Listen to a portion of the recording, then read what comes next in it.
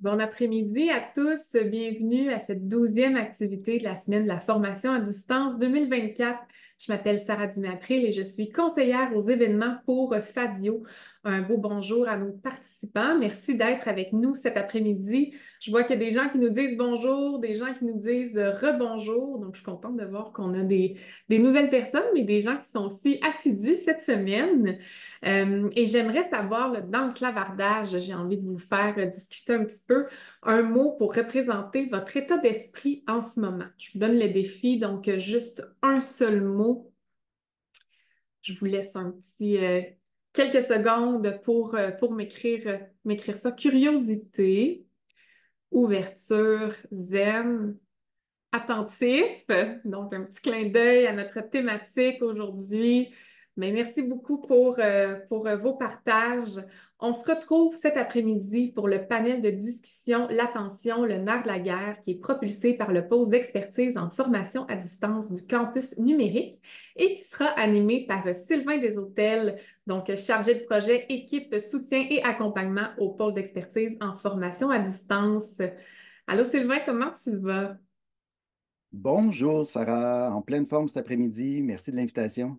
Et ça fait plaisir. Merci d'être avec nous donc pour ce sujet qui est super intéressant. Je vais te laisser présenter nos panélistes là, dans les prochaines secondes. Je serai de retour avec vous pour la période de questions. Je vous rappelle qu'on a Julie Bélanger et René Bélanger avec nous à la modération et Catherine Bernier à la régie. Donc, n'hésitez pas à laisser vos questions, vos commentaires dans le clavardage. On va pouvoir y répondre à la fin de notre période de questions, donc à la fin de la discussion. Petit conseil, assurez-vous de bien choisir l'option d'écrire à tous dans le clavardage. Il y a quelques options possibles, donc vous pouvez écrire à tous pour qu'on puisse voir vos belles questions et vos beaux commentaires. Donc, Sylvain, je te laisse tout de suite te présenter tes panélistes. Merci, bonjour tout le monde, bienvenue. Bienvenue à cette discussion, bienvenue dans notre salon. J'ai des invités avec lesquels j'avais envie de jaser aujourd'hui. Pour les collègues du collégial qui ont assisté au webinaire sur l'attention il y a déjà 3 semaines, je pense, vous êtes entrés dans le processus. Pour les autres, bienvenue dans ma tête. Bienvenue dans ma tête. Je me demande depuis longtemps qu'est-ce qui fait la santé attentionnelle, comment on peut prendre soin de l'attention, autant chez les personnes qui apprennent que chez celles qui enseignent. Et j'ai la chance d'avoir des invités de différents horizons, de différentes expériences, de différentes expertises avec moi aujourd'hui, dont Annabelle Fortin. Salut Annabelle. Bonjour. Annabelle est étudiante et d'entrée de jeu, avant que les autres arrivent, là, euh, Mhm. quelle différence tu as perçue dans ton parcours, dans ton expérience entre ce qui est nécessaire comme attention quand tu étais en salle de classe par rapport à maintenant alors que tu es en ligne pour apprendre? Oui, donc effectivement, c'est sûr que le niveau de distraction est très différent. En tant que personne qui est justement qui a un TDAH, on dirait que juste en partant, je suis dans le déficit. Mais c'est sûr que, par exemple, quand on est à la maison, moi, ce qui m'aide le plus, c'est vraiment les contacts visuels, par exemple, ou vraiment, tu sais, comme masser en avant. Mais on dirait que quand on est avec Zoom, il y a les cris à la maison, il y a les chiens, il y a les voisins, il y a le bruit extérieur. On dirait que c'est vraiment des distractions constantes, justement, à comparer ce qu'on a en classe, qui serait un peu plus comme calme, un peu plus constant, puis un peu plus Hmm. facile à apprendre. Intéressant, tu ouvres la porte. Il faut garder cet angle-là avec nos autres invités tantôt. L'environnement dans lequel on travaille quand on n'est pas dans la salle de classe, dans quelle espèce d'endroit et d'ambiance physique on se place à la maison ou ailleurs pour étudier à distance. Très bon. Tu me donnes des bonnes idées pour la suite. Parlant d'enseignement, on se tourne vers Stéphane Lacroix, qui est prof autant au collégial qu'à l'universitaire. Et puis, donc, quelqu'un qui sait que maintenir l'attention des étudiants, des étudiantes, ça peut être un défi. D'entrée de jeu comme ça, à brûle pour point, là, est-ce qu'il y a des méthodes à utiliser dans ton expérience là, pour maintenir l'engagement, éviter les distractions quand on est à distance? Oui, effectivement, et bonjour à tout le monde. Je suis bien content d'être là. Alors, de façon générale, il faut prioriser des situations authentique, varier les stimuli, varier les stratégies d'enseignement, selon moi. Je pourrais aller davantage, si j'ai le temps, vers même des applis, des fonctions de Zoom. Est-ce que j'ai le temps, Monsieur Desautels? Ah oui, oui, allons-y. Parfait, parfait. Alors, en ligne, c'est encore plus important de maintenir la santé attentionnelle parce que le cerveau est hyper stimulé en tout temps, comparativement en classe, et un peu comme Annabelle nous le disait. Donc, je crois qu'il faut commencer par refuser la non-activation de la caméra. On appelle ça chez nous Hmm.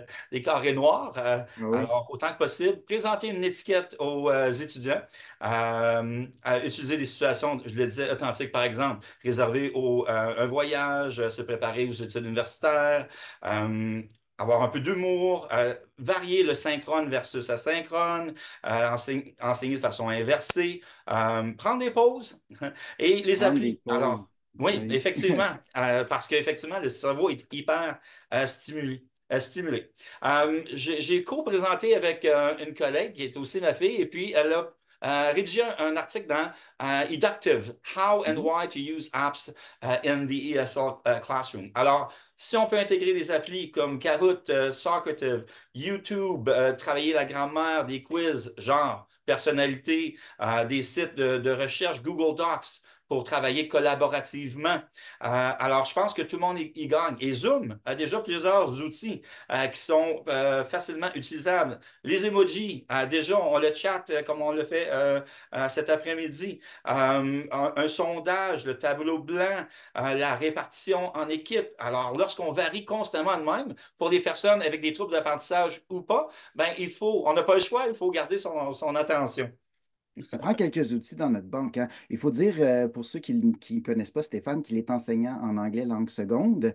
Donc, différents médias, c'est ça, du son, de l'image, du texte, de l'audio, puis on trouve des occasions de varier. Euh, on a ouvert la porte aux élèves qui ont des besoins particuliers, qui sont en situation de troubles, de difficultés d'apprentissage. On a justement une orthopédagogue comme invitée. Je dis bonjour à Marie-Lou Laplante. Allô? Bonjour tout le monde, bonjour Sylvain. Dans le travail d'orthopédagogue, on doit se faire poser la question suivante, là. C'est quoi les recommandations de base, là, juste pour mettre la table, là, pour aider ces étudiants, ces étudiantes qui ont des difficultés à porter attention? Euh, il y a comme deux chapeaux à la question, deux volets, comme Mhm. prof, mais aussi comme étudiant. OK. J'ai commencé par les étudiants parce que ça fait vraiment 10 pouces sur ce qu'Annabelle disait tantôt. La première chose, c'est de résister.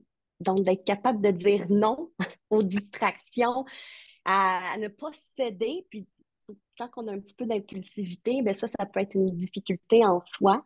Et aussi, comme prof, de véhiculer ce message-là, de faire des rappels avec nos apprenants, de dire, OK, on le sait, surtout quand on est en mode en ligne, il faut faire ces rappels-là pour, OK, quelle est notre cible d'apprentissage aujourd'hui? Qu'est-ce qu'on veut transmettre dans notre cours? Quelle est notre intention? Donc, il faut que ça soit clair pour les étudiants pour qu'ils puissent savoir sur quelle cible ils vont mettre leur attention.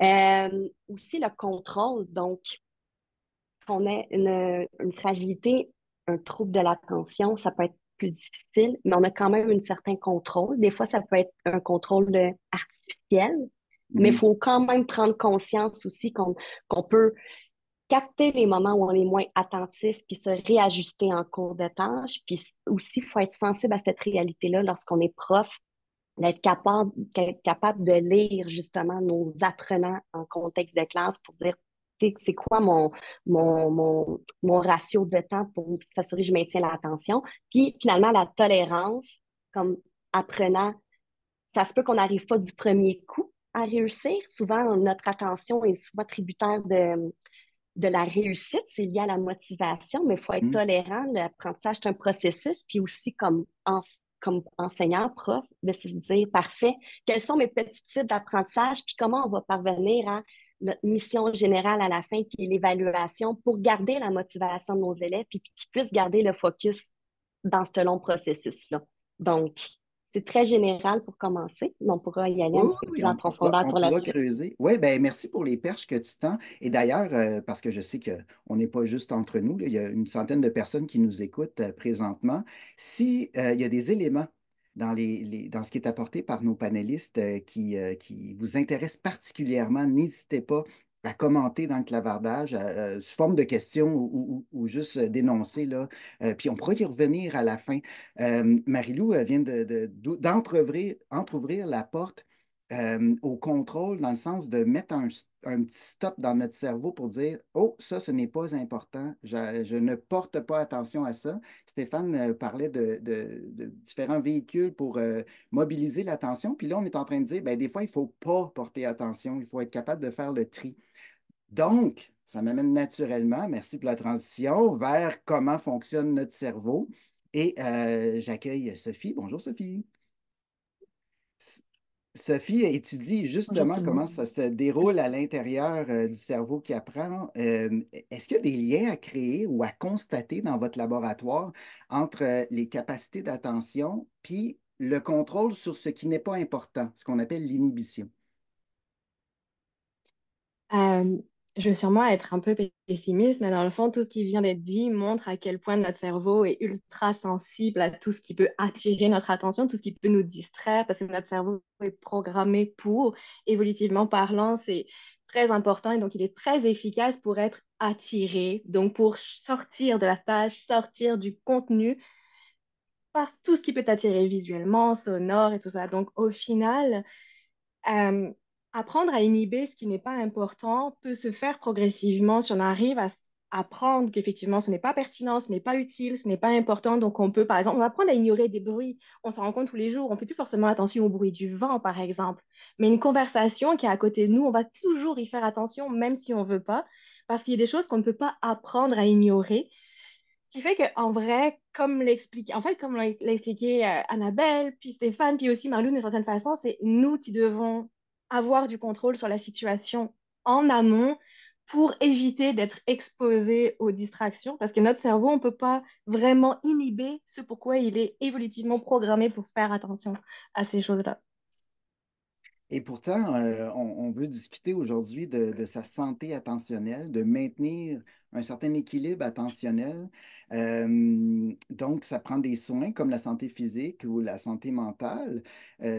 Stéphane, lors d'une conversation précédente qu'on a eue là, sans notre public, tu parlais de l'importance de réagir ou de prendre acte de ce cerveau qui est hyper stimulé. Euh, En 30 secondes, peux-tu m'expliquer un peu comment on mettrait notre cerveau au neutre, mettons? Ou à quelle occasion dans un cours il faut le faire? Oups, le micro a été coupé. Bien sûr, désolé. Alors, une des stratégies, c'est effectivement de pouvoir prendre une pause, laisser du temps aux gens de digérer ce qu'on vient de leur dire, tout en les réactivant aussitôt. Alors, je pense que j'ai eu plusieurs étudiants comme Annabelle qui me disaient, ben moi, j'ai des troubles et des déficits d'attention. Alors, mais quand que tu me guides et puis que tu varies les stimuli, ben là, je suis toujours engagé, je suis toujours avec toi. Mais les pauses en font aussi partie. Et il y a eu de la recherche en période de COVID également, où est-ce qu'on nous disait, bon, ben, euh, on doit prendre des pauses après 50 minutes et encore plus lorsqu'on est en ligne, encore une fois, parce que le cerveau est surchargé. Euh, Mhm. alors voilà. Ben, Marie-Lou, toi, tu parles dans le fond de prendre des pauses dans le sens de ne rien faire, là. Est-ce que tu as vu dans ta pratique un rythme qui est idéal de travail, de pause, de retour à la pure concentration ou à la concentration profonde? Qu'est-ce que tu as remarqué? Ben, ça peut être super variable d'un individu à l'autre, puis dans un contexte à l'autre aussi. Mais j'aime bien la méthode Pomodoro, tu sais, qui suggère, parce que à la base, l'attention, c'est limité, là. Donc, si en plus on a un déficit de l'attention, on est comme plus surstimulé facilement, donc ça peut être encore plus difficile justement de porter attention. Mais un 25 minutes bien investi en profondeur avec un petit 5 minutes d'après où on déconnecte complètement, on lâche les écrans, on fait que laisser notre esprit juste vaquer à d'autres occupations très légères. Ça peut être super. C'est pas coûteux en termes de temps aussi. Après ça, on peut venir raccrocher, hop, avec un petit rappel de notre contenu. On recible l'attention, on renomme notre intention, puis on poursuit en variant nos méthodes. Donc, si on entrecoupe peut-être sur une base un petit peu plus fréquente avec des pauses un petit peu plus petites, certains vont parler aussi de micro-pauses, ça peut être une formule super intéressante aussi, puis ça peut être motivant au niveau de l'engagement parce que justement, il y a un certain rythme Mhm. qui s'installe. Donc, Mhm. puis bien sûr, il y a des habitudes de vie dans notre quotidien comme personne, comme étudiant aussi, le sommeil, bien s'alimenter et tout. Mais généralement, là, c'est un bon rythme en plus petite dose. Je sais pas si tu as vu dans le coin de l'écran Annabelle qui opinait beaucoup quand tu as commencé. Parle-moi donc du rythme qui te convient, Annabelle. Puis j'ai une sous-question pour toi, mais je vais juste t'entendre sur combien de temps tu peux travailler, puis après ça, la longueur de la pause nécessaire, d'après toi, là, Ben, on dirait vraiment que ça varie selon le style de travail, par exemple, que je dois faire. Fait que, par exemple, tout ce qui est comme exercice, là, je viens de sortir d'un petit cours de bio, là, fait que je peux vous dire que mon cerveau, il est très plein en ce moment. Là. On a appris beaucoup de matières, c'est beaucoup de l'apprentissage.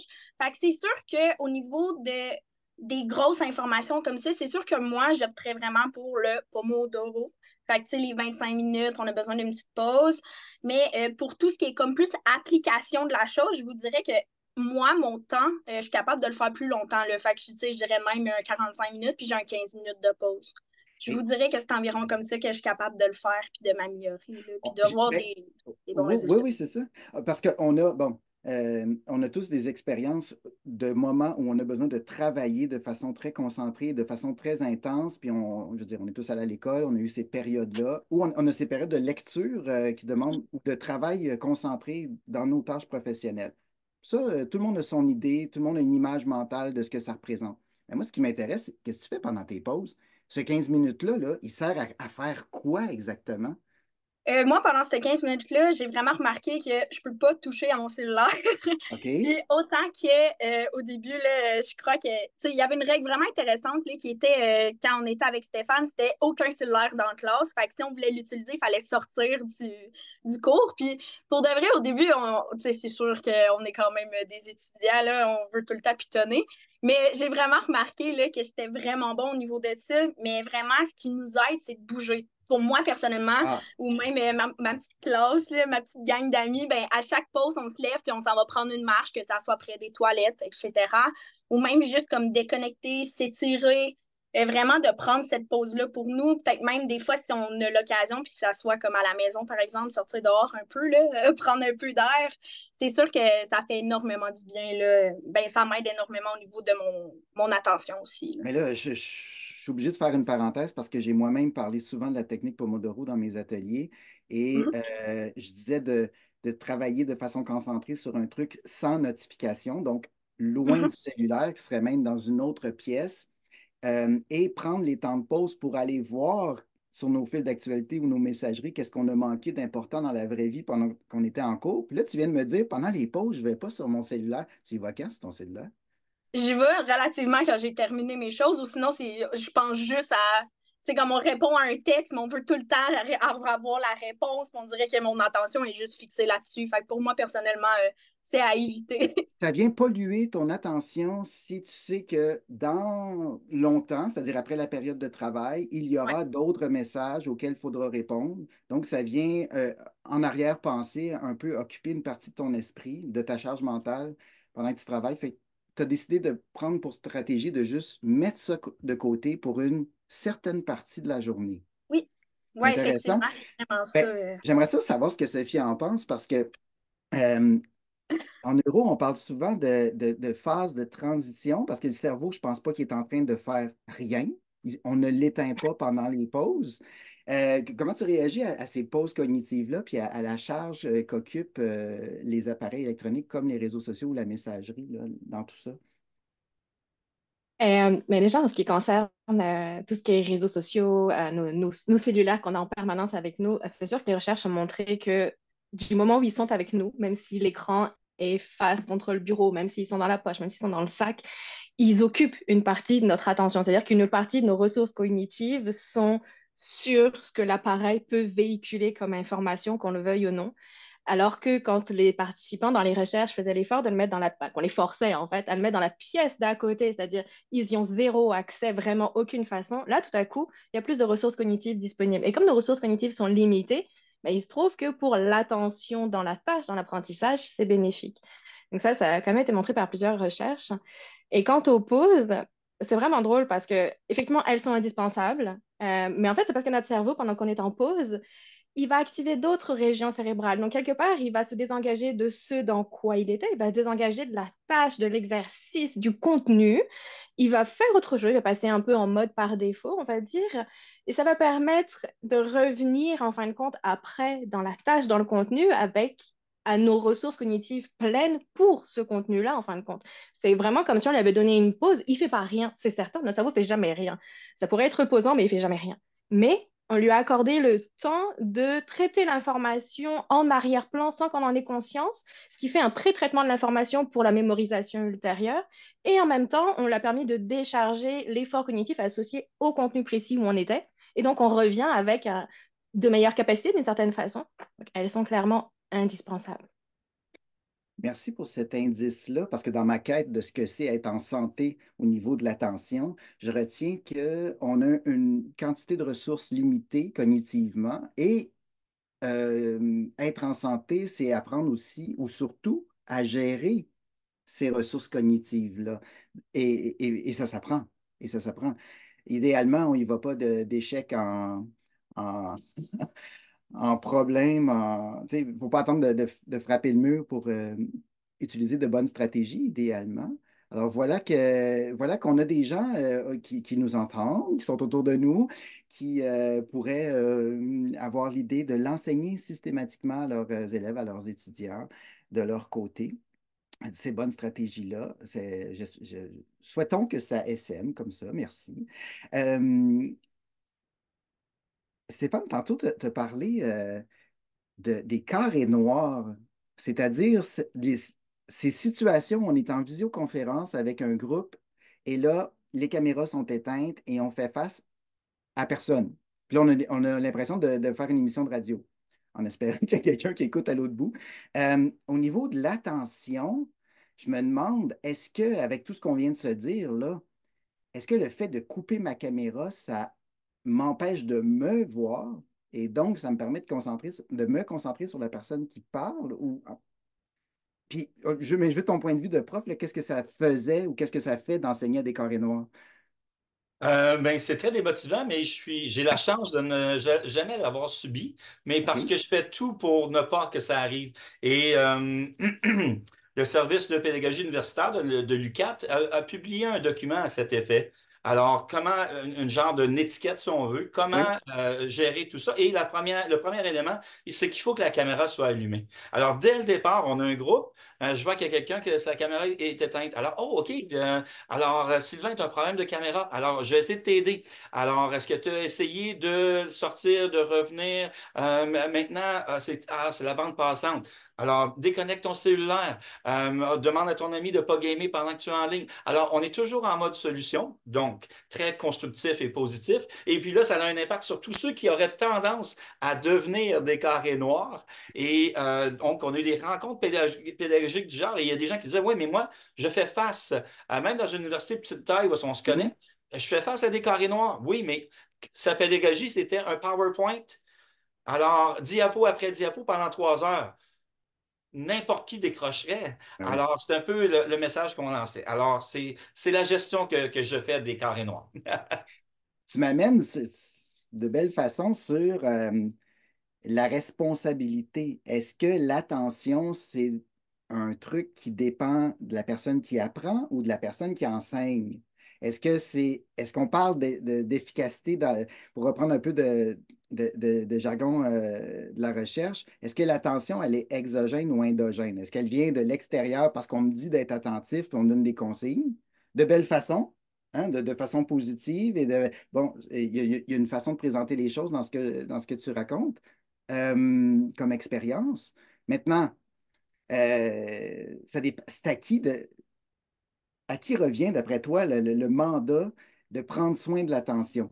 Comment ça, de ton expérience, là, comment ça se partage, cette responsabilité-là? Alors, ben, l'enseignant est un guide et au niveau du programme de formation de l'École québécoise, c'est également ce qu'on dit. Alors, on guide les étudiants vers, pour qu'ils développent des stratégies. Comme je le disais, bon, ben, ça fonctionne pas. Alors, fais ces étapes-là. Et comme je disais, ben, on a un guide aussi d'une étiquette. Alors, on guide, on prend vraiment les étudiants par la main. Et puis, on voit ça dès le cours 1. Alors, bon. Tu as besoin de tel équipement. Un iPad, il y a des fonctions limitées de Zoom. Ça fonctionne pas. Alors, ta caméra est allumée en tout temps. Assure-toi que, justement, idéalement, on reproduit le même contexte qu'en classe. Donc, pas de gens avec qui on jase, pas d'animaux, pas de nourriture autant que possible. Avoir une certaine routine, arriver quelques minutes à l'avance. Euh, Être assis confortablement et non allongé. Alors, je pourrais Ah continuer oui. davantage ou peut-être c'est suffisant. Ah oui, oui, on a bien, on a plein d'exemples. Et puis, je vois du coin de l'œil de l'autre côté que René a partagé dans le clavardage l'étiquette de l'UQAT, justement. Merci, René, pour cette procédure-là. Ceux qui sont intéressés parce que Stéphane nous présente, là, vous pourrez aller lire le document. C'est le fun, ça, d'avoir plusieurs cerveaux qui s'occupent du sujet en coulisses pendant ce temps-là. Euh, Annabelle?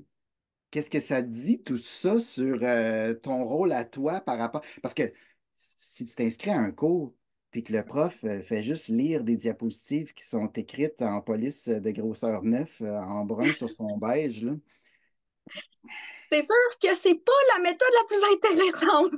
Mais sérieusement, là, sans aller dans ces extrêmes-là, Mhm. à quel point c'est la responsabilité de la personne qui guide l'animation du cours et le transfert des contenus, à quel point ça repose sur ta responsabilité de porter attention? Comment tu vois ça d'un point de vue d'étudiante? Moi, pour de vrai, je crois vraiment on a chacun notre responsabilité de quelque chose, hein. Tu sais, genre, je veux dire, moi, j'ai comme tendance à penser que, tu sais, si tu payes pour ce cours-là, tant qu'à ça, tu sais, prends ton argent, là, tu sais. C'est sûr que au niveau de ça, ce qui aide énormément, là, justement, comme Stéphane le dit ultérieurement, là, c'est vraiment de limiter justement les sources de distraction. Ça, c'est sûr qu'en partant, tu peux pas ne pas, c'est comme échouer rendu si tu fais ta part de responsabilité. Puis aussi, on le voit au niveau de la concentration. Moi, par exemple, je suis plus concentrée quand je vois que le prof aime son cours. Je crois qu'on a tous déjà eu un enseignant, peut-être que ça faisait des années, ou même les nouveaux enseignants, des fois, ils ne connaissent pas nécessairement la matière. Puis, tu sais, il y a rien que ça, on apprend avec le temps, bien sûr, mais tu sais, changer et connaître ta matière et l'aimer, c'est en partant, c'est déjà un point, un grand point pour moi pour que je sois intéressée à ce que tu dis. Puis Mhm. justement, le fait de varier, là, comme que euh, ben, les panélistes disaient ultérieurement, là, le fait de varier là, au niveau comme PowerPoint KO, qui est rendu là, c'est rendu panoplie de changements puis d'intégration d'informations. Je trouve vraiment que le fait de changer d'outil, ça l'aide énormément parce que pendant le temps qu'on sort notre cellulaire puis qu'on rentre nos choses, ça nous fait déjà une mini pause. Puis moi, je l'ai remarqué, puis ça fait juste faire en sorte que tu as le goût, exemple, d'apprendre encore plus puis de concrétiser tes informations au niveau de Mhm. je crois vraiment comme globalement, on a toute notre part de responsabilité au niveau de notre période d'apprentissage puis le fait d'être attentif, justement. Mhm. Marie-Lou, tu en as accompagné des élèves qui avaient des défis d'attention comme Annabelle. Euh, que- Avec les plus jeunes, avec les élèves du primaire ou du secondaire, à partir de quand on dit, ben là, c'est à toi de t'occuper de ton attention avec les stratégies que je t'ai données? Comment ça se passe en accompagnement comme ça, là? Ben, je pense le plus tôt possible, le mieux c'est. Puis, je pense qu'on a même une responsabilité comme professionnels d'éducation, mais même avec, en tant que parents aussi, d'habituer, dans le fond, les tout petits jusqu'à l'âge adulte, parce qu'on va se le dire, c'est quelque chose qui se transforme puis qui s'apprend sur un long, long, long parcours. Puis, tu sais, avec ce qu'Annabelle et Stéphane ont mentionné, on voit clairement que c'est une responsabilité partagée. Donc, ça s'apprend. On a chacun justement notre rôle par rapport à ça. Puis plus on l'apprend tôt, plus on apprend justement qu'on a un certain contrôle sur notre attention. Mais à ce moment-là, on va développer des outils, on va les adapter aussi par rapport au niveau de difficulté des tâches qu'on va rencontrer. Mais comme, il faut accompagner les étudiants dans ce processus-là selon où ce qu'ils sont rendus aussi. Puis il faut vraiment, un peu comme on le fait avec notre matière comme enseignant, il faut vraiment enseigner de façon explicite comment on Mhm. arrive justement à avoir du contrôle sur notre attention en fonction de ce qu'on est capable d'offrir aussi.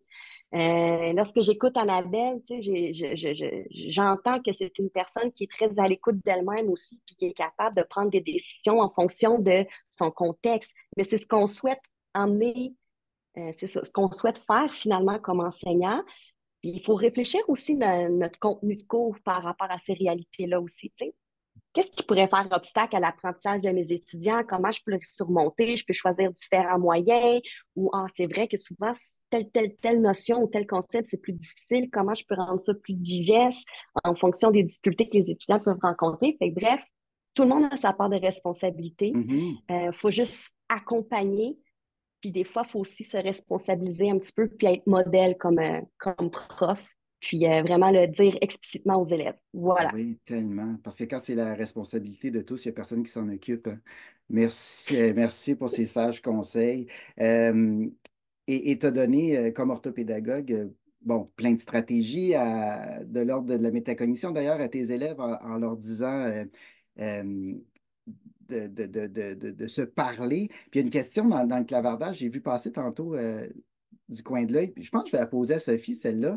Est-ce que notre cerveau se met vraiment en œuvre parce qu'on y a dit de se mettre au travail? Est-ce que de dire à notre cerveau, dans le fond, qu'on va commencer une nouvelle tâche, va l'amener à porter attention sur cette nouvelle tâche, ou là, on frise le neuromythe, là? Euh, Ça va clairement être un raccourci, mais ça va clairement avoir un impact quand même sur le fait qu'on est capable de s'engager ou non dans la tâche. Ce qui est certain, c'est que ça ne peut pas suffire parce que Mhm. l'attention ne fonctionne pas de cette façon, dans le sens où on n'a pas un contrôle vraiment concret sur notre attention. Euh, Finalement, la clé dans tout ça, c'est à quel point on est capable d'être engagé cognitivement dans la tâche. Et ça dépend de comment on s'investit dans la tâche. Donc, parmi tous les exemples qui ont été donnés, qui ont été cités, le fait, par exemple, effectivement, comme dit Annabelle, d'avoir un cours qui est juste un PowerPoint qui défile, ou comme en parlait Stéphane, mais là, notre cerveau, c'est difficile pour lui. On a beau se dire, je suis là, j'ai envie d'être là, j'ai envie d'écouter, notre cerveau a tendance à s'en aller ailleurs parce que ce n'est pas, ça n'implique pas tant que ça. C'est facile pour lui de digresser, d'être porté attention à autre chose parce qu'on n'est pas engagé cognitivement. Ça ne nous demande pas d'effort que d'écouter quelqu'un parler ou de Mhm. lire un texte. C'est pour ça que quand on lit, souvent, on arrive en bas de la page. Ah mince, je sais plus ce que j'ai lu. Qu'est-ce que j'ai lu? Parce que notre cerveau, il est parti en cours de route. C'est pas engageant. Alors que tout ce qu'expliquait Stéphane sur les quiz, les KO, toutes ces choses-là, en fait, ça force l'engagement cognitif dans la tâche. On oblige notre cerveau à être impliqué dans la tâche, à faire un effort de récupération en mémoire des informations, des choses qu'il connaît déjà. Et là, on force l'attention à être dans le contenu, dans la tâche.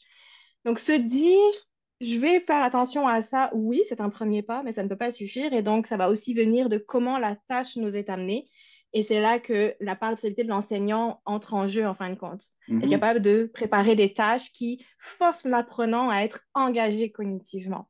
Mhm. Mhm. C'est Ben, ma vision des choses. oui, oui, merci. Ben, ça me fait penser à une autre question qui était dans le clavardage aussi à notre attention. C'est cette idée que lorsqu'on quitte à cause d'une notification, d'une distraction, on perd du temps à lâcher ce qu'on est en train de faire pour aller se concentrer sur autre chose. Et là, il y a une autre perte quand on revient au travail parce qu'il faut retrouver le fil de nos idées, il faut se remettre dans la tâche. Bref, il y a du gaspillage là, à faire des allers-retours qui sont coûteux cognitivement, qui sont non productifs. Euh, Est-ce que, donc, la question qu'on nous pose, c'est prendre des pauses à intervalles réguliers, c'est pas contre-productif parce que on va être obligé de se remettre dedans après. Euh, Qu'en pense la chercheuse? Puis après ça, je demandais à l'étudiante qu'est-ce qu'elle en pensait. La question est effectivement très pertinente. Il faut savoir que ce coût cognitif du fait de changer de tâche ou de passer de la pause à la tâche va être variable d'une personne à une autre. Il ne faut pas négliger le fait que c'est plus difficile pour certaines personnes que pour d'autres, tout en Mhm, sachant qu'absolument personne n'est capable de faire deux choses en même temps. Ça aussi, c'est un mythe. Personne, absolument personne à 100% peut faire deux choses en même temps. On a tous un coût, mais il varie d'une personne à l'autre. Ceci étant dit, Ce coût-là, est-ce qu'on l'observe aussi quand on passe d'une pause à une tâche? Oui, nécessairement. Mais si on considère que pour notre cerveau, c'est bénéfique par moment de se forcer à sortir pour avoir notamment ce temps de repos, parce que nos ressources cognitives sont limitées et que de toute façon, notre cerveau va se désengager, qu'on le veuille ou non, donc autant le forcer à se désengager, parce qu'il va nous demander notre avis à un moment donné, il va juste le Mhm. faire. Donc, de forcer la pause. Et même s'il y a un coût cognitif à revenir dans la tâche, le fait d'avoir pris cette pause, qui soit une vraie pause, ça ne veut pas dire aller faire une autre tâche cognitivement exigeante pendant la pause. L'idée de marcher, par exemple, elle est vraiment très bonne. Et ça veut dire que là, notre cerveau, il se met en mode automatique et il fait vraiment en arrière un pré-traitement des informations de ce qu'on faisait juste avant.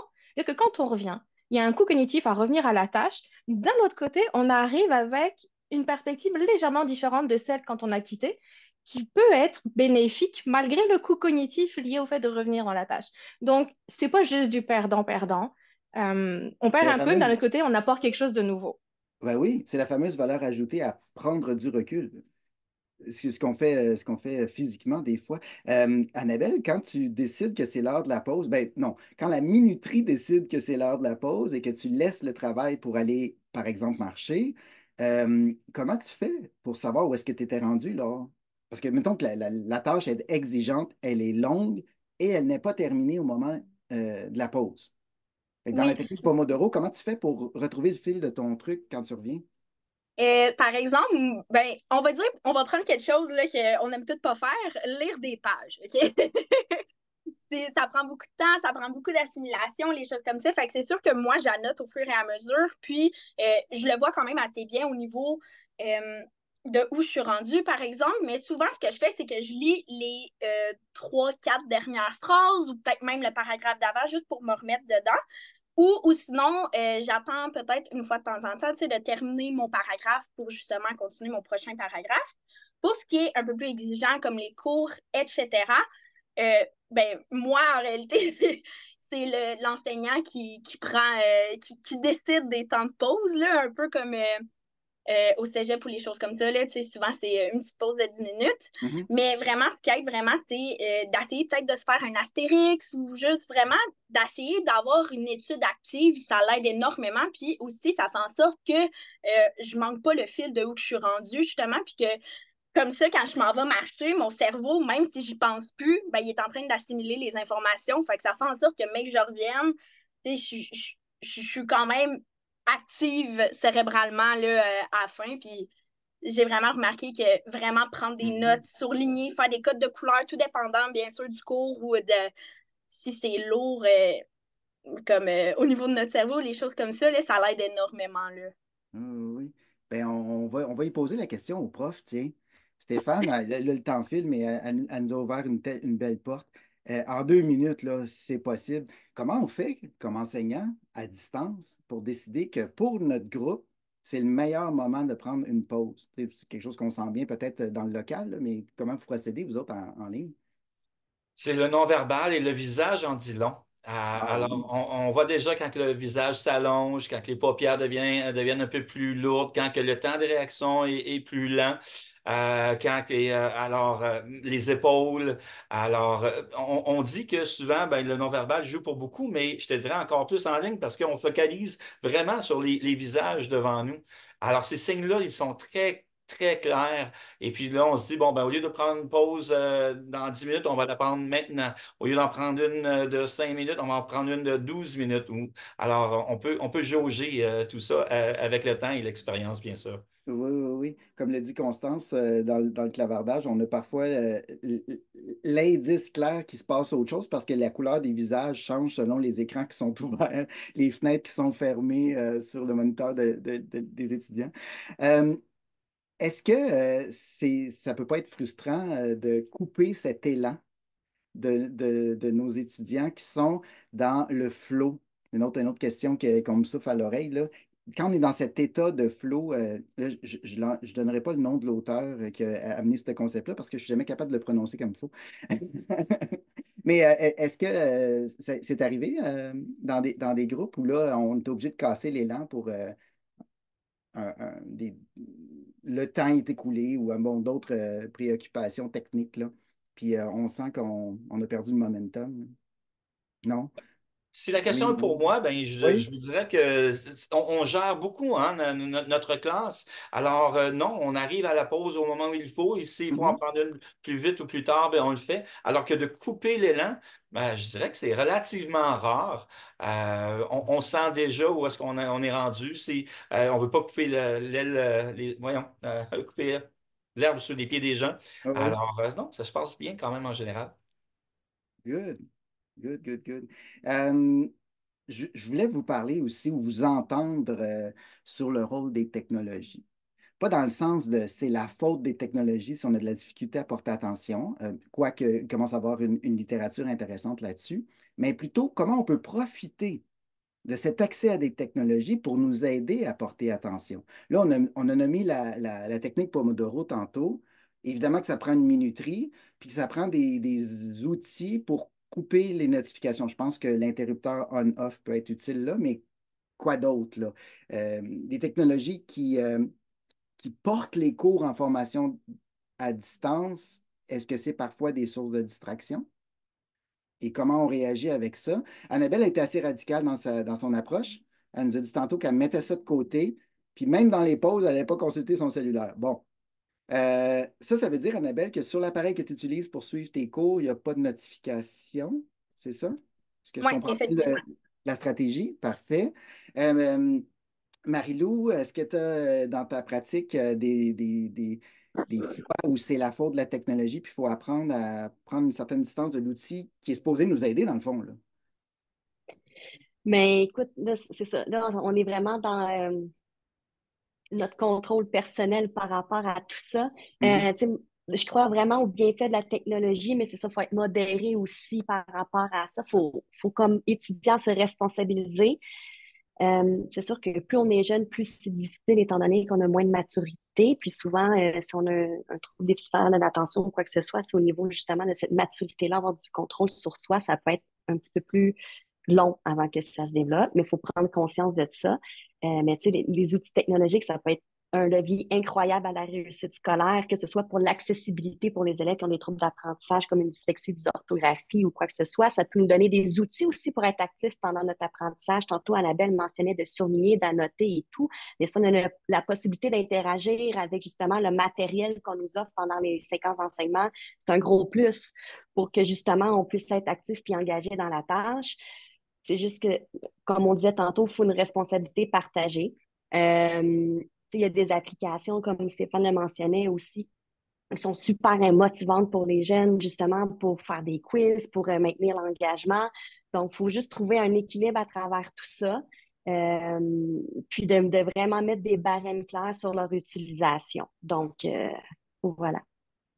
Euh, oui, vas-y, Stéphane. Je pourrais ajouter quelques éléments. Ben, dans les écoles primaires et secondaires du Québec et de l'Ontario, il n'y a plus maintenant de cellulaire en classe. C'est Alors, vrai. selon moi, il faut que ce soit, puis on l'a mentionné à plusieurs d'ailleurs, c'est soit 0% ou 100%, et il n'y a pas vraiment d'entre-deux. Il y a une étude aussi qui dit que les étudiants universitaires, on ne peut pas leur faire confiance. Il y avait une caméra derrière et la plupart d'entre eux vont sur les réseaux sociaux. Alors, c'est pour ça que dans mes cours, Annabelle l'a mentionné, et peu importe le niveau d'enseignement, je les ai tous faits, les quatre ordres d'enseignement. Et puis, c'est 0 ou 100%. Et Mhm. puis, en ligne, ben, pas de téléphone. Il y en a qui répondent à leur téléphone. Alors, intervention. Il y en a qui jasent avec les gens alentour d'eux. On le mentionne que c'est pas favorable. Il y en a qui lisent pendant leur production orale. C'est pas authentique. Alors, il faut quand Mhm. même gérer moins bonne application, mettons, des technologies. Ah oui, effectivement. Puis de ne pas avoir peur de les nommer. On a parlé d'enseignement explicite tantôt, là, mais de nommer ce qui est acceptable, ce qui est souhaitable, les outils à utiliser, etc. Et l'importance, et là je redonne la parole à Sophie, parce qu'on a effleuré le sujet tantôt, l'importance du sommeil dans tout ça. C'est quoi le lien entre bien dormir et porter attention dans nos cours? Ah, ça... Mon Dieu, c'est quoi le lien entre bien dormir et juste vivre correctement? Mhm. Euh, Mais c'est Allons-y sûr simplement que d'abord. c'est sûr que l'hygiène de vie, de toute façon, au sens large, va avoir un impact sur à quel point nous sommes comment dire, nous avons toutes nos ressources cognitives à leur meilleur au moment où nous sommes dans un cours, parce que quand on est fatigué, on va avoir plus tendance à recourir à notre mode automatique de fonctionnement, à nos modes, nos habitudes, nos réflexes, tous nos petits automatismes dont on n'a pas forcément conscience. C'est la même chose quand on est stressé, c'est la même chose, en fait, n'importe quel type de stresseur, qu'il soit interne, externe. Donc, pareil, quand on est fatigué, toutes ces choses-là vont faire qu'on va avoir tendance à plus aller dans les automatismes. Nos automatismes ne sont pas forcément des modes qui favorisent l'apprentissage, parce que ça veut dire qu'on repose sur des modes de traitement de l'information, de comment on sait déjà le faire, de tout ce qu'on sait déjà. On n'est pas disponible cognitivement pour recevoir l'information, la traiter efficacement, la mémoriser, parce que finalement, apprendre, c'est ça. Ce qui fait que oui, le sommeil est clairement indispensable pour être, on dit frais et dispo, mais en vrai, c'est parce que ça permet au cerveau de consacrer de l'énergie à un traitement en profondeur de l'information avec nos cortex préfrontales. Enfin, c'est tellement de petits mécanismes qui sont derrière que oui, on en a besoin. Mais si je me permettrais, j'ajouterais aussi que le sommeil est fondamental pour consolider tout ce qu'on a appris. Donc, c'est pas juste pour être présent, attentif au moment où on a un cours, mais c'est aussi que ça nous permet de travailler gratuitement presque tout ce qu'on a déjà vu. Donc, on y gagne un peu sur les deux tableaux. Donc, oui, dormir est une clé d'être capable d'être attentif et Est-ce qu'on d'apprendre. peut questionner ou faire confiance, je ne sais pas trop comment prendre la question, à ces espèces de tableaux qui nous disent par groupe d'âge, il devrait y avoir tant d'heures de sommeil par nuit pour les enfants, les adolescents, les jeunes adultes, etc. Alors, je ne suis pas une spécialiste du sommeil, mais dans l'absolu, c'est ce que recommande, ce qu'on voit. Ça va dépendre des tableaux, mais ce qui est certain, c'est que le nombre d'heures de sommeil recommandé dans le milieu médical n'est pas le même pour chacune des tranches d'âge et que c'est pas non plus au même moment qu'on a besoin de dormir en fonction de notre âge. Les jeunes enfants ont besoin de dormir plus et plus tôt, alors que les adolescents, quand bien même on trouve que c'est un travers qu'ils ont besoin de dormir plus tard et de se lever plus tard. Ce qui fait Mhm. que quand on a un ado qui arrive au secondaire, à l'école le matin et qu'il est encore très fatigué, oui, bien sûr, il peut avoir, ne pas avoir assez dormi, mais c'est aussi parce que le rythme que lui impose la société n'est pas forcément en accord avec ses besoins physiologiques.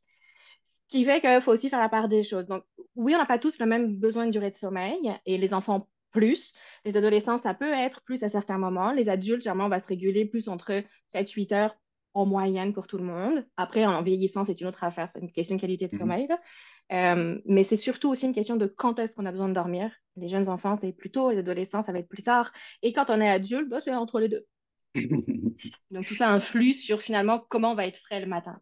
Mais ce que je retiens de tout ce qu'on a dit, c'est que ça vaut vraiment la peine d'en parler avec les personnes à qui on enseigne, que ce soit des tout petits ou des ados ou des jeunes adultes, avoir ces discussions franches et aborder ces sujets. Je pense au commentaire de Lina Bouchard dans le clavardage tantôt qui nous disait à quel point c'est difficile avec les élèves du secondaire de leur faire abstraction de leur cellulaire. Ils vont trouver des astuces pour se cacher, pour texter quand même, mais au-delà de l'interdiction du cellulaire dont Stéphane parlait tantôt, est-ce qu'on leur a parlé de ce que ça fait sur leur attention? Est-ce qu'on leur a dit, est-ce qu'on a nommé les enjeux d'hygiène de vie que Sophie soulignait? Est-ce qu'on leur a parlé de l'ensemble de l'œuvre, incluant les habitudes de sommeil, pour être frais et dispo? C'est une expression qui est peut-être galvaudée, usée par le temps, mais ça dit ce que ça veut dire, hein. Wow, super intéressant. Et on va glisser tranquillement vers la conclusion parce que je veux avoir le temps de prendre les questions des gens qui nous écoutent. On fait semblant qu'ils ne sont pas là depuis le début dans notre conversation de salon, mais ils sont là, ils réagissent, ils commentent et ils ont peut-être des questions pour vous en plus. En conclusion, Annabelle, euh, tiens, vu on a commencé avec toi, on va boucler la boucle aussi. Est-ce que tu as des conseils du haut de ton expérience d'étudiante, là? Parce que tu étudies à temps plein à distance, là, c'est ça? Ouais. Euh, Qu'est-ce que tu donnerais comme conseil à tes nouveaux enseignants, mettons qu'on commencerait une session là, pour, euh, pour que tes profs comprennent et répondent à tes besoins attentionnels? Ben, tu sais, je dirais que, premièrement, euh, c'est sûr, comme que j'ai effleuré un peu tantôt, là, si vous n'aimez pas votre matière ou si vous avez une nouvelle matière, là, je sais qu'ils sont tous en train de changer les programmes un peu partout au Québec. C'est beaucoup d'adaptation, mais c'est beaucoup d'adaptation pour nous aussi. Moi, je suis chanceuse parce que, bien sûr, ben, c'est pas ma première session, mais je pense, par exemple, peut-être ceux qui viennent de sortir du secondaire, on a quand même été guidés toute notre vie. Puis, du jour au lendemain, ben, il faut être adulte, il faut être responsabilisé. Il y a d'autres tracas. Fait que, comme moi, quelque chose, bien sûr, que j'ai aimé. Puis là, c'est pas pour faire des fleurs à Stéphane, là. J'aime mieux dire ça. Peut-être un peu. Mais, mais ce que j'aimais vraiment, c'est qu'il prenait le temps avec les étudiants, là, justement, avant le cours. Puis, comment ça s'est passé? Est-ce que vous aviez, genre, des nouvelles? Des fois, juste essayer d'interagir avec les élèves. Puis, même juste même si ça n'a pas rapport entièrement avec le cours, lui, bien sûr, c'est en anglais, fait que, comme ça nous faisait pratiquer notre oral. Mhm. Mais justement, c'est une façon amusante de pouvoir dire, OK, on n'est comme pas évalué en ce moment. Parce que qu'on le veuille pas, il y a une forte pression au niveau de ça, puis on le ressent. En tout cas, moi, je le ressens. Est-ce que je suis la seule? Je ne sais pas.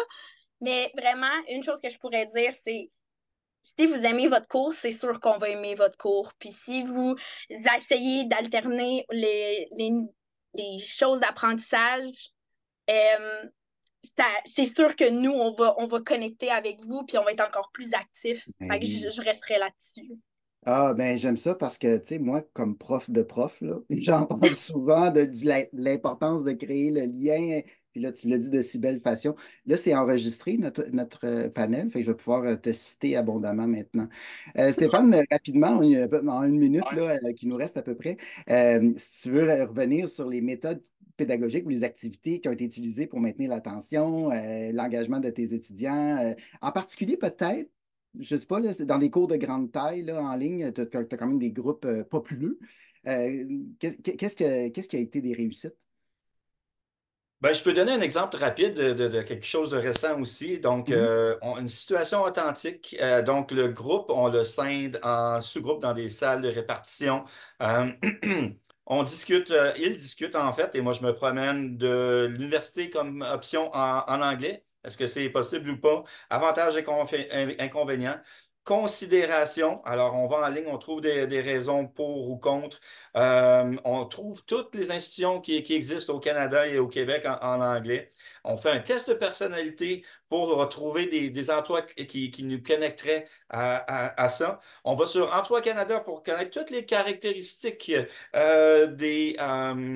viennent avec cet emploi-là. Et ensuite, on présente tout ça aux profs un à un en contexte formatif. Alors, tout est authentique. On varie les stimuli. Ils parlent entre eux. Alors, ça crée vraiment une situation favorable à Mhm. l'attention et à l'apprentissage. Et à l'engagement, Oui. c'est ce que j'entends aussi, effectivement. Merci Stéphane. Marie-Lou, les défis spécifiques rencontrés par vos étudiants, vos élèves qui ont des besoins particuliers en termes d'attention, comment on les surmonte là, efficacement? Qu'est-ce qui a marché? Ça a été quoi les belles réussites là, dans ce domaine-là? Ben, pour vrai, on parle beaucoup d'outillés et tout, puis je pense que dans notre façon de monter nos cours, c'est important aussi d'être explicite par rapport à ça, puis de vraiment être capable d'amener les étudiants à nommer, comme prof, voici mon intention dans le cours, de votre côté, c'est sur quoi vous allez porter votre attention. Quelles sont mes attentes comme enseignant pour que vous, comme élève, comme apprenant, vous puissiez savoir vers où on s'en va. Puis voici des outils et des moyens pour arriver là où je veux vous emmener et de Mhm. nommer ces moyens-là. D'être capable aussi de cibler les apprenants qui ont besoin d'un petit plus. Ah, je sais que, par exemple, à cette journée-là, là, j'en ai deux, trois, quatre, peu importe que c'est plus difficile, ils sont moins motivés, de prendre un moment avec eux, de voir qu'est-ce qu'il y en est, d'aller cibler un peu qu'est-ce qu'ils ont besoin. Puis quand c'est plus constant, de toujours prévoir des moments, comme Sylvain le disait, en petits groupes, on a l'occasion justement, on peut le faire physiquement, mais aussi virtuellement, de prendre des moments pour aller valider, oui, qu'est-ce que tu as compris, qu'est-ce que peux-tu me dire dans tes mots, mais comment tu vas t'y prendre pour arriver au projet final, à l'évaluation finale, comment tu vas t'organiser dans ton temps. Donc, ces petits moments-là, c'est important. Puis en le faisant de façon plus répétée, ben, on apprend à l'apprenant à développer de bonnes habitudes. Tantôt, Annabelle mentionnait justement qu'au cégep, on apprend à être autonome, adulte et tout en même temps. Mm. Mais il faut aussi, comme prof, être vigilant et dire, ben, ça se peut que j'ai besoin de prendre un petit peu de temps avec certains étudiants, mais ça va juste plus leur servir. Puis ça va m'aider moi aussi comme prof à m'ajuster puis à devenir encore plus efficace par la suite. Il y a une Stéphanie dans le clavardage qui nous disait à quel point c'est important d'aimer ce qu'on fait, ça aide beaucoup, mais de prendre le temps de porter attention à nos élèves, à nos étudiants aussi, ça compte, hein. Merci Marie-Lou. En terminant, Sophie, est-ce qu'on a au niveau des actualités, tiens, est-ce qu'on a les dernières recherches en neurosciences, comment elles peuvent être appliquées concrètement dans le design de nos cours, en tout cas, ou pour nous donner des trucs pour améliorer l'attention de nos étudiants? Euh, enfin, pour finir, là, ça veut dire, l'attention, on va se dire, il faut d'abord la capter, puis après, il faut la garder. Donc, la Mhm. capter, je pense qu'on l'a quand même largement couvert. C'est favoriser les approches actives, en fait, qui favorisent l'engagement cognitif de l'apprenant. Donc, comme tout ce qu'a dit Stéphane, ça rentre là-dedans. Ça, c'est pour capter l'attention. La garder, ça peut vouloir dire faire en sorte que le cerveau de l'apprenant sorte pas de la tâche. Et pour ça, les recherches, elles montrent qu'il faut faire attention en fait, à pas créer de la surcharge cognitive chez nos apprenants. Donc, on veut pas qu'il y ait trop d'informations qui leur soient données dans un même moment. On étale la quantité d'informations qu'on a besoin de donner. On fait attention parce que on peut pas traiter beaucoup d'informations en même temps. Donc, quantité d'informations réduite. On fait attention à ce que l'information qu'on donne, elle soit utile. Éviter de rajouter des choses qui sont distrayantes, mais qui servent à rien parce que ça nous mange de l'attention. Organiser nos informations, donc c'est-à-dire énoncer, comme le disait Marie-Lou, énoncer clairement l'objectif, puis que chaque section permette de répondre à l'objectif d'apprentissage des apprenants, qu'on structure les informations, donc on les regroupe en thèmes pour que les informations qui sont liées soient toutes ensemble et non pas dispersées à plein d'endroits dans le contenu d'apprentissage, dans une page ou à travers toute une séquence.